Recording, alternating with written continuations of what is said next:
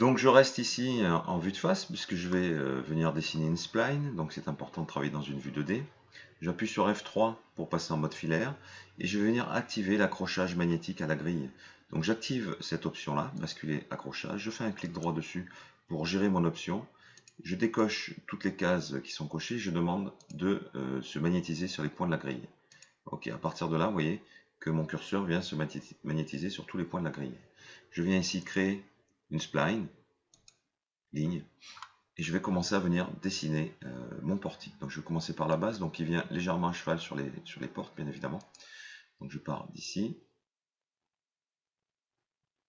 je vais venir sur cette partie-là.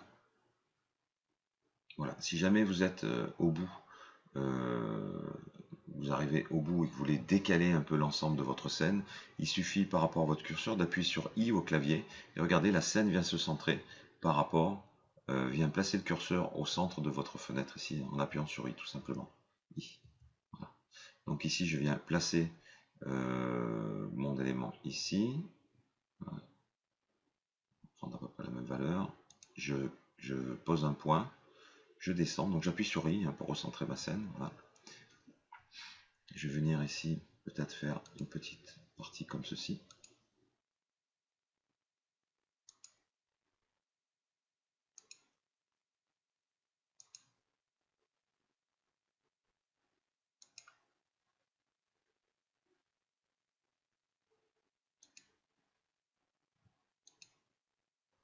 Voilà l'élément du portique. L'élément haut du portique. Voilà. J'appuie sur I pour recentrer ma scène. Ok.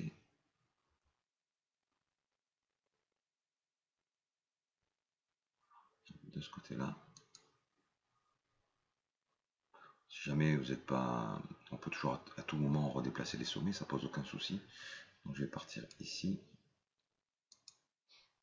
J'appuie sur I pour recentrer ma scène. Voilà, et je viens fermer ma spline. Ok. Voilà, je viens tout centrer. Je m'aperçois qu'ici, ma partie est trop fine en fait. Donc je passe en mode sommet. Je sélectionne tous les sommets qui sont ici et je les décale. Voilà, d'un cran pour épaissir voilà, un peu ma forme. On est bon là-dessus. Alors je désactive mon accrochage magnétique. Je passe toujours en mode sommet, prendre mon outil raccord. Je sélectionne ces deux sommets qui sont ici. Les deux sommets qui sont ici, pardon. Grâce à l'outil raccord, je vais venir arrondir ces parties-là. Je vais faire la même chose sur les deux sommets qui sont ici. Ok. Alors, puisqu'on va générer un deuxième portique qui est un peu plus loin, on va avoir besoin de la première forme. Donc je peux ici sélectionner cette spline. Je prends l'outil contour, hein, qui est valable dans l'utilisation de ma spline ici, et je viens cliquer dessus, et je vais générer un contour à l'extérieur, légèrement à l'extérieur de la première ici. Je vais venir détacher ce contour, grâce à l'option détacher qui est par là. Détacher. Ok, on l'appelle portique 2. Et je peux quitter l'édition du premier. Donc le premier est ici. Je vais changer la couleur, pour qu'on puisse les différencier. Et le second est là. Le second, je n'ai besoin que du pourtour. Donc je vais passer en mode segment et je vais venir supprimer toutes les segmentations qui se trouvent au centre ici et sur la bordure, voilà, comme ceci, afin de ne garder que l'extérieur. Et maintenant, regardez, si je fais clic droit, masquer le reste, je n'ai gardé que cette partie. Je vais pouvoir, grâce à mon outil création de ligne ici, créer la suite en activant toujours pareil mon accrochage magnétique. Je vais pouvoir venir créer mes splines ici.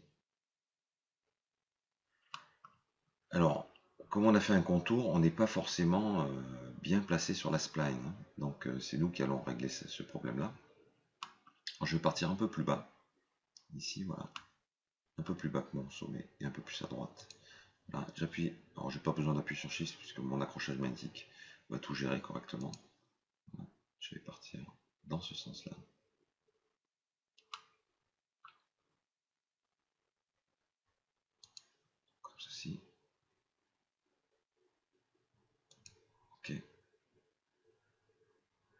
descends légèrement plus bas et légèrement sur la gauche, comme ceci, voilà. Modifier, sommet. Alors je viens allonger un peu ces sommets. Voilà, j'ai pas été assez loin. Voilà, ça me semble correct. Je masque ma grille en appuyant sur G, je quitte l'accrochage magnétique.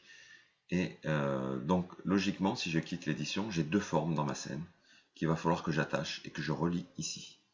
Donc ces deux formes, voilà, j'en prends une, n'importe laquelle, je prends l'option attacher et je viens cliquer sur attacher. Du coup, je quitte attacher, je passe en mode sommet et je viens zoomer sur ces deux sommets à connecter en fait. Donc j'ai une option connecter quand vous êtes en mode sommet qui vous permet, en cliquant maintenant cliquer sur le sommet grâce au petit élastique, de cibler le sommet à connecter. Et du coup, ça vous crée un segment et ça ferme votre spline. Je vais faire la même chose de l'autre côté. Maintien cliqué, je dépose sur l'autre sommet et c'est réglé. Je fais un clic droit. Pour lâcher l'outil, je quitte l'édition polygonale, l'édition de ma spline et je fais clic droit, afficher tout. Si j'appuie sur P pour passer en perspective, voilà ce que ça donne, F3. J'ai mes portes et j'ai mes deux portiques, celui-ci et celui-là. Je prends mon premier portique central, donc on va l'appeler portique, justement, on va l'appeler portique central. Ok, et je vais lui appliquer un modificateur extruder. Alors j'extrude pas dans ce sens-là, mais plutôt dans l'autre, comme ceci. Voilà. Ok. Je sélectionne cet objet-là et je vais y appliquer un modificateur aussi extruder. Alors lui peut-être non, je pourrais lui appliquer un biseau. On va partir sur du biseau directement. Tiens. Biseau. Voilà. Alors on va mettre la valeur de biseau à 0. Ici on va tout mettre à 0 par un clic droit sur toutes les valeurs. Voilà, on va partir ici une hauteur de à peu près 20 cm. Voilà. Peut-être un peu plus. Ok, à peu près 25. Ici, on va lui faire une hauteur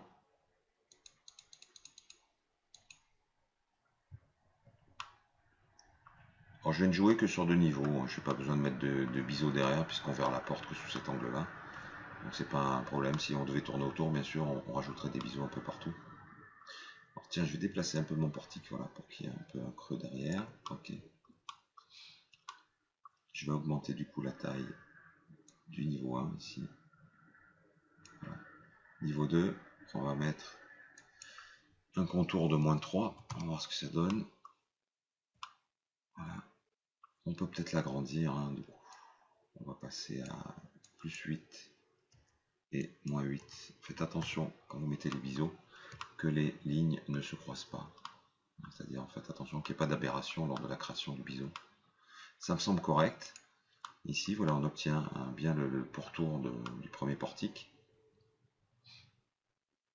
Ok. Je sauvegarde ma scène et on va continuer sur la modélisation des portiques.